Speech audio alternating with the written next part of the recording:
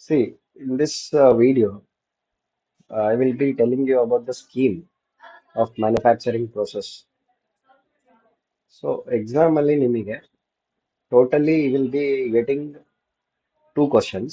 You need to answer two questions. ಒಂದು foundry ಮೇಲೆ ಇರುತ್ತೆ, ಒಂದು ಫೋರ್ಜಿಂಗ್ ಮೇಲೆ ಇರುತ್ತೆ. Either you can attend foundry or you can attend forging.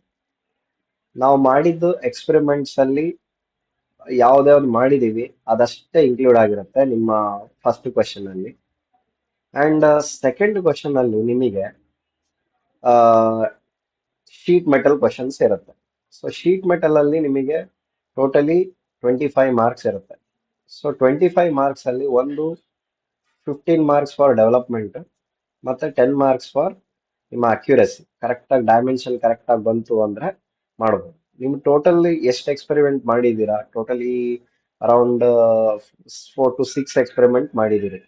Apart from that ನೀವು ಆಕ್ಟಿವಿಟಿಯಲ್ಲಿ ಕೂಡ ಎರಡು ಶೀಟ್ ಮೆಟಲ್ ನಾನು ಕೊಟ್ಟಿದ್ದೆ ನಿಮಗೆ, ಒಂದು ಪೆಂಟಗನ್ ಒಂದು ಹೆಕ್ಸಗನ್. ಸೊ ಅದನ್ನು ಕೂಡ ಓದ್ಕೊಂಡು ಬರ್ಬೇಕು, pentagon as well as hexagon. So ಎರಡು ಕೂಡ ಓದ್ಕೊಂಡು ಬನ್ನಿ. ಅದರ ಜೊತೆಗೆ ಈ ಇದರಲ್ಲಿ ನೀವು ಫೋರ್ಜಿಂಗ್ ಪ್ರಾಬ್ಲಮ್ ಮಾಡ್ತೀನಿ ಅಂದ್ರೆ you need to calculate the length of the raw material first calculate ಮಾಡಬೇಕಾಗತ್ತೆ. ರಾ ಮೆಟೀರಿಯಲ್ ಲೆಂತ್ ಇಂಪಾರ್ಟೆಂಟ್, ಅದಕ್ಕೆ ಮಾರ್ಕ್ಸ್ ಇರುತ್ತೆ. ರಾ ಮೆಟೀರಿಯಲ್ ಲೆಂತ್ ಮಾರ್ಕ್ಸ್ ಇರುತ್ತೆ. ನೀವು ಏಮ್, ಅಪರೇಟಸ್, ಪ್ರೊಸೀಜರ್, ರಿಸಲ್ಟ್ ಎಲ್ಲದಕ್ಕೂ ಬರೀಲೇಬೇಕು. ಇವೆಲ್ಲ ಕಂಪಲ್ಸರಿ. ಇದಿಷ್ಟು ಬರೀಲಿಲ್ಲ ಅಂದ್ರೆ ನಿಮಗೆ ಎಕ್ಸ್ಪೆರಿಮೆಂಟ್ ಮಾಡ್ಲಿಕ್ಕೆ ಅಲೋ ಇಲ್ಲ. ಸೊ ಇದಕ್ಕೂ ಕೂಡ ಸರ್ಟನ್ ಮಾರ್ಕ್ಸ್ ಇರುತ್ತೆ. ಸೊ ಇದು ಯಾವುದೇ ಕ್ವಶನ್ ಆಗ್ಲಿ, ನೀವು ಏಮೋ, ಆಪರೇಟರ್ಸ್, ಪ್ರೊಸೀಜರ್, ರಿಸಲ್ಟ್ ನಿಮಗೆ ಗೊತ್ತೇ ಇದೆ, ಅದಕ್ಕೆ marks, that marks will be there. So ಅದನ್ನ ನೀವು ತಲೆಯಲ್ಲಿ ಇಟ್ಕೊಳ್ಳಿ. ಸೊ ಫೌಂಡ್ರಿಯಲ್ಲಿ ನೀವು ಮಾಡಿರ್ತಕ್ಕಂಥದ್ದು 3 ಎಕ್ಸ್ಪೆರಿಮೆಂಟ್, 3 ಎಕ್ಸ್ಪೆರಿಮೆಂಟ್ ಒಳಗೆ ಒಂದು ಬರ್ತದೆ.